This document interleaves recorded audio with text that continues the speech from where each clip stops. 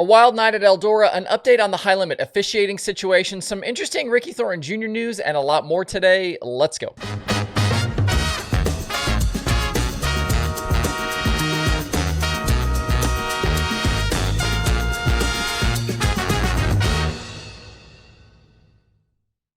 It's Thursday, July 18th. I'm Justin Fiedler. This is DIRTRACKR Daily presented by Kubota Genuine Parts. The Big Joker's Jackpot Kings Royal Weekend is here at Eldora Speedway, and another big Eldora event means another opportunity to visit our friends at the Whistle Stop Bar and Grill located just 7 miles south of the track. If you're already at Eldora or headed there the next few days, ride down to Ansonia and get something good to eat and say hi to Andrew and his great staff of people. They're even running specials on food all week long. And besides the Whistle Stop, they also have a sister business located in downtown Greenville, Ohio called Sure Shot Tap House. Sure Shot Tap House is a 46-tap self-pour facility featuring domestic and craft beer, ciders, seltzers, bourbons, and wines. They also have a self-serve cocktail machine that complements their amazing food menu. Venture upstairs to the Bullseye Game Lounge, which boasts duckpin bowling as well as 24 arcade games, making Sure Shot the ultimate destination to eat, drink, and play all under one roof. And new this year, they're going to be running buses from Eldora to Sure Shot on the Fridays of all major events, and that includes this week. So tomorrow, they will have a bus going from Eldora to Sure Shot. The trip includes a buffet, $15 pour card, swag bag, and more. Visit SureShotTapHouse.com/events for more information on this great trip.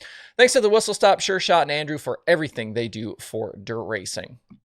A wild night at Eldora on Wednesday with the Kubota High Limit Sprint Cars hitting the track for their prelim night leading into tonight's big money show. Split field night last night. They had a pair of 25-lap features, and it was 2 World of Outlaws drivers taking the night's victories. Logan Schuchart won the first race, turned into a very fun feature out front with Schuchart, Justin Peck, Brad Sweet, Donnie Schatz all in the mix. There were slide jobs everywhere. Definitely go check out those highlights today if you didn't watch last night. Schatz and Sweet were on the podium at the end with Peck 4th and Anthony Macri 5th. In the second main event, it was all Gio Scelzi out front. He picked up his first career win at Eldora, topping Kyle Larson and Tyler Courtney. Last night's action will set up heat race lineups for tonight with Donnie Schatz High Point Man over Kyle Larson, Tyler Courtney, and David Gravel. Tonight's heat winners will redraw for the front 3 rows in the feature, easy for me to say. And then the main event tonight pays $100,000 to win, so big cash on the line. And so now that the big bullet points from last night are kind of out of the way, let's dive in a little bit. And I'm sure if you were locked in, you saw Bill Balog's heat race crash. He went into turn 1 on the first lap of heat 4 of the second group and tangled with Jordan Ryan. And then in a frightening turn of events, as Balog's car tumbled, the entire rear of the chassis sheared off with the fuel cell and complete rear end then sent tumbling. Balog was okay, but the car looked to be completely junked. He did not compete the rest of the night. And I'm not a chassis or metal expert, so I'm not going to speculate on why it broke away the way it did, but in my non-expert opinion, I don't think it's supposed to happen like that. My guy Paul Arch pointed out today that Balog's chassis broke in a very similar way to Gage Polkerbeck's at Knoxville last year. And if you're watching this on YouTube or Facebook, the picture on the screen is of Polkerbeck's car. It looks very similar to Balog's.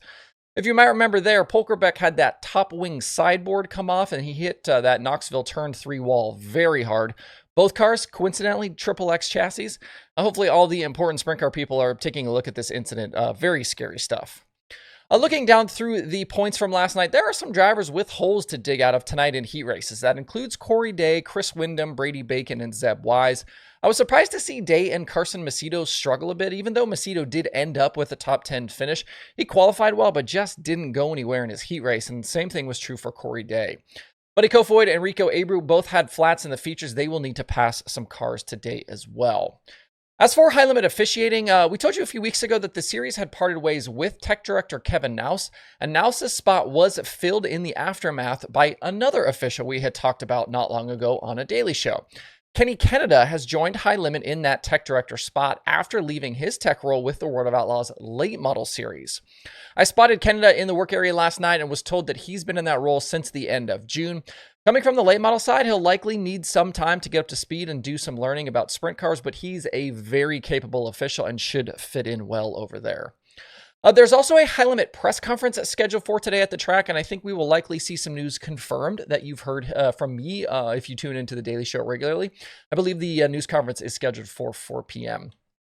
After tonight, Friday and Saturday will be the World of Outlaws shows for the Kings Royal. Saturday night, $175,000 to win. I said yesterday that everything was show-up points this weekend, but series announcer Johnny Gibson corrected me on that one. Friday is full points and a standard outlaw format. Saturday will be show-up points only. Both of these high-limit points are show-up points. Both of these high-limit shows are show-up points as well. If last night was any indication, should be a fun couple of nights here still to come. Remember, tonight's on Flow Racing, and then things swap to Dirt Vision for Friday and Saturday. Elsewhere tonight, the Silver Dollar Nationals get going for the Lucas Oil Late Model Dirt Series at Huset Speedway. $53,000 to win on Saturday, and hopefully more entertainment to come like we've seen the last week, especially between Hudson O'Neal and Ricky Thornton Jr. There was a Tri-State late model show at Huset's last night, and RTJ won it, driving for Justin Zeitner. O'Neal has won 2 in a row coming in with Lucas. He's taken that final chase spot from Tim McCready. RTJ, Devin Moran, Jonathan Davenport, all been very good lately as well.